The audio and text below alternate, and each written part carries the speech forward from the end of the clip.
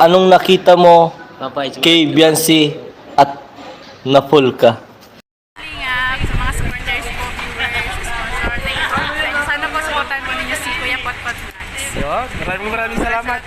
Thank you.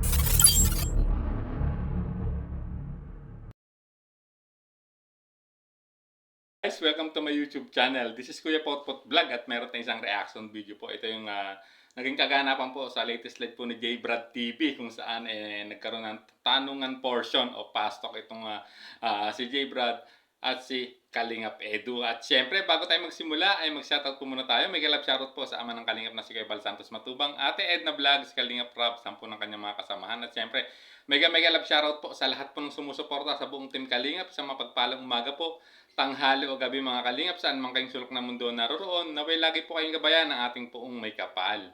At yan guys, meron tayong isang mga highlights na ipapakita mula po sa nakarang live ni J Brad kung saan tinanong niya si Kalingap Edu, no, kung paano siya na-fall kay Beyonce guys. So, panoorin po natin ang pag-uusap po ng dalawa. Anong nakita mo kay Beyonce at na-full ka? Kita ko. Anong nakita mo kay Beyonce at na-full ka? Naimatay. Nakita ko ang kanyang kabutihan. Nakita ko ang kanyang kagandahan ng loob. Grabe guys, nakita ko siya. Meron pa yan.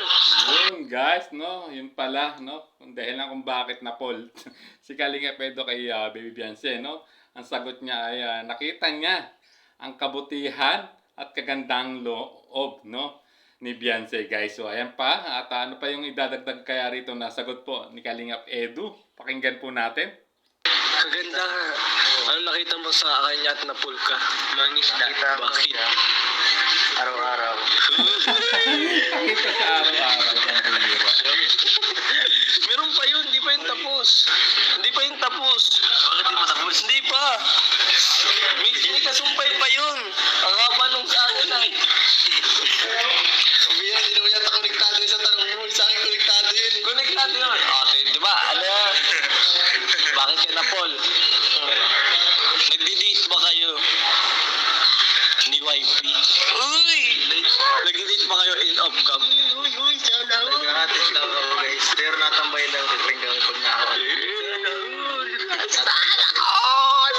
Ayan, narinig nyo guys ha.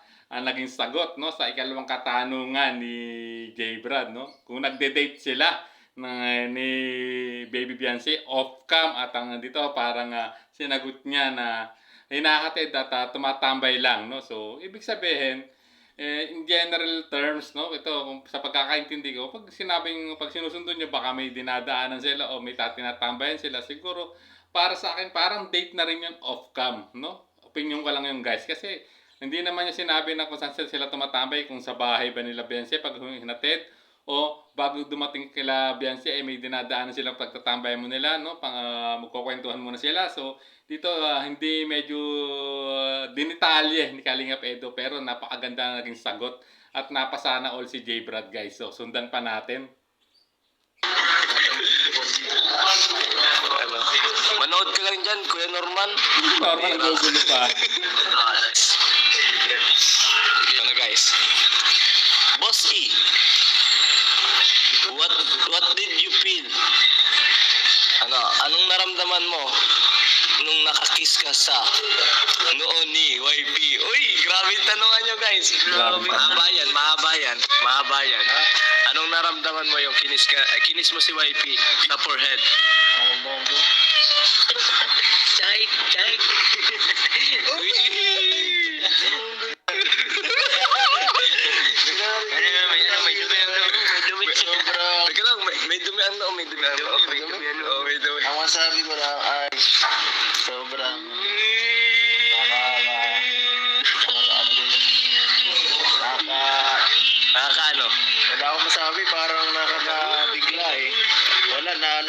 Blanco.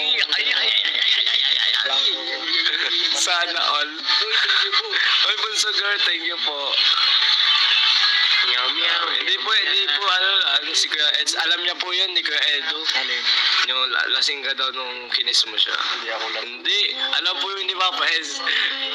Ang nararamdaman niya po is yung parang nasa ano ka, parang nasa langit ka ba? Uy! Ikaw, Edo, parakis ka pala. Parang, Parakis. Parakis pala na nag-Edo. Pagsaligin ko yung dalawa ni Blackjack. So, ayan guys, no? At dito napakaganda ng sinagot, no, ni Kalinga Edo, no, sa sumunod na tanong kung ano naramdaman niya nung habang nung hinalikan niya sa forehead o sa noo si Beyonce, ano? At dito sinagot nga, no, ni Kalinga Edo na hindi niya maintindihan, hindi niya ma-express yung feelings niya, no, kung ano yung pakiramdam niya. At tulad ng sinabi niya, para siyang na mental block, no? Sa guys, no, kahit naman tayo, nagulat naman lahat, kahit naman yung mga kasama nila sa resort, no, hindi nila akalain na nagawa ni Kalinga Edo. At grabe ang kilig na dulot nun sa mga kasama nila, no, sa resort na yun. At sa mga nakapanood, no, sa vlog na yun, guys, grabe. Nakakakilig talaga, overload sa kilig ang nangyayari. At dito nga, no, nakitang-kita natin, no, talagang hindi pa rin makalimutan ni Kalingap Edu, no, ni Papa Eds, no, yung pangyayaring yun. At talagang inanan niya pa, dinemo niya pa rin at hinalikan niya yung kanyang kamay, no. Talagang mukhang naalala niya, no, sa tanong ni J. Brad na yon, no, sa kanya ngayon kung ano talaga ang totoong naramdaman niya, no, nung hinalikan niya sa noo, no, itong si YP, guys. Grabe. At talaga naman, lahat naman talaga kinilig doon, no? Walang hindi kinilig doon. At lalong-lalo na ang mga naging nakasaksi sa nangyaring 'yon, no? Sa gabing nangyari 'yon, no? Si Dr. Love at lahat ng kasama sa resort, grabe hiyawan. At kung napanood nyo rin yung behind the scene nakuha naman, no, sa upload ni Kalingap JJ, grabe, no, talagang sa upload ni Kalingap in-slow mo pa, talagang grabe, napaka-passionate ang para sa akin ang paghalik po ni Papa Ed sa noo ni Beyonce. Ay tanda yun ng yung totoo at paggalang at pagrespeto niya kay Baby Beyonce. Yan, at ayan, naalaman natin ang ilang kasagutan, no, sa pagtatanong po ni J. Brad TV, guys. So ayan, maraming salamat at hanggang dito na lang po ang ating reaction video, no. Maraming salamat. At bago tayo tuloy magtamos ay mag-shoutout muna tayo. May galap shoutout po, no, sa EDC Global Supporters, no, Kalingap Edu Global Supporters, no, ENV International, Kalingap EDC International, EDC Team Panatag Official, Kalingap Edu United Fans, EDC United Fans, Edu and Beyonce Best Friend, Team EDC Supporters, no. At siyempre sa lahat sa Team EDC Marathon 2.0, siyempre shoutout rin sa inyo. At siyempre sa lahat ng individual na sumusuporta sa Tambalang EDC, ganun din po sa EDC and Edu Marathoners by Kapudi. At siyempre sa mga members ito, mega love shoutout po sa inyong lahat. At siyempre guys, bago tayo tuloy magtapos, guys, no, sa mga hindi pa po nakadikit, no, sa munting channel po ni J. Brad, guys, paki-subscribe po ang kanyang YouTube channel. At siyempre pa-like and share na kanyang mga video and live stream, guys. So maraming salamat po. Hanggang sa muli po nating reaksyon. There's a vlogger named Kuya Papa, spreading good vibes, giving all he's got. With a camera in his hand, he hits the road, capture moments, sharing stories untold. Kuya Papa, he's the one we adore, bringing smiles, he's got so much more. In this crazy world, he is a ray